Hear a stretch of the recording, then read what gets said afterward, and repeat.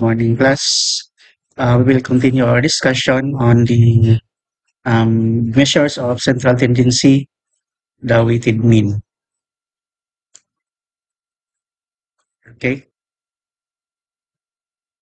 By the way, the weighted mean is given by this formula, kining formula x bar sub w equals the summation of w times x over the summation of w, where this w is the weights and the x sub I are these values here.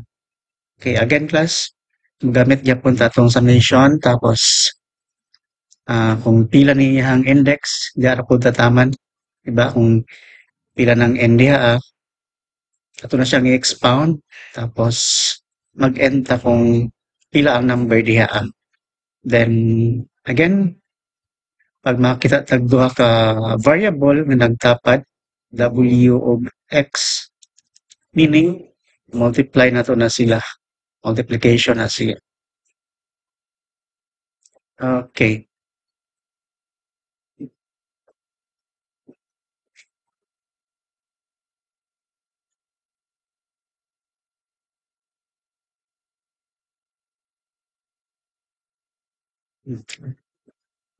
Give an example. Anna is a science scholar in MSU. Okay, she got the following grades in her subjects last semester. Okay, pagitaw na to ang GPA ni Anna using the weighted mean. The subjects are this column, Math 17, English 1, History 1, Filipino 1, English 3, and PE 1. Okay? Then, mao ni nga, kini nga column ang units, tapos, ang grades ni, kana siya tanan. Okay. Then, we will compute the GPA of Anna using the weighted mean. Okay. Ang pangutana, will she able to maintain her scholarship if the grade maintenance is at least 1.75? Okay, then magbuhat ang table class para mas convenient. Okay. We will denote ang kanang grade as x sub I.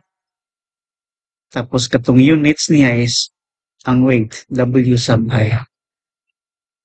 Okay, di ba kay ang formula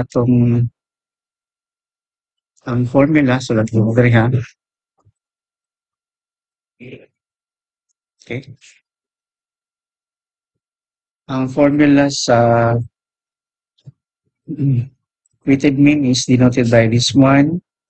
So summation sa x times w. Pwede rin na siya magkabali-bali. Okay, sub I na siya, sub I diha. Tapos diri pod I from 1 to n. Over katong summation sa ihang weight. Ila siya ka units. I gapon na I from 1 to n. Okay. Ang kini class is mao ni siya. Kanang grade times units. So to do that, para makuha na to, na i-multiply na to ang grade ug ang units niya. So for example, the Math 17, ang grade niya is 2.25.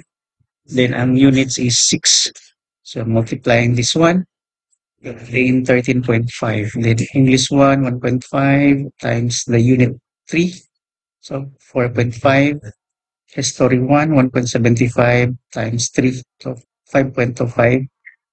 Okay, the Filipino 1 is 2.0 times 3, 6. English 3, 1.75 times 3, 5.25. Then the PE1, okay, if you can observe class, dako siya nun, dako siya grade diri pero gamay ra man niyang units, gamay ra gyapon niyang katong x times w, which is 2.5. Okay? Karon, ang kanang 37 is kini kay mao na siyang katong summation niya sa x sub I times w sub I kini 37. And then kining 20 is the w sub I summation. I-total man na siya tanan kay summation. Then 37 ang kini kanang sa numerator niya over 20 which is 1.85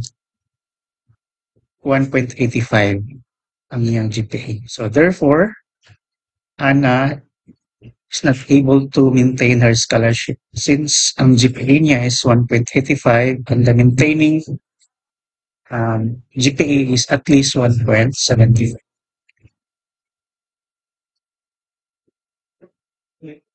Okay. In order to maintain daw, okay, lahat na siya na example. So, mo niyang continuation sa previous na to nga gidiscuss katong measures of central tendency, the mean median mode, and lastly is the weighted mean. Okay? So, mag-post lang hapon ko o activity ninyo regarding ani nga topic, the weighted mean. Okay, that's all. Thank you and God bless.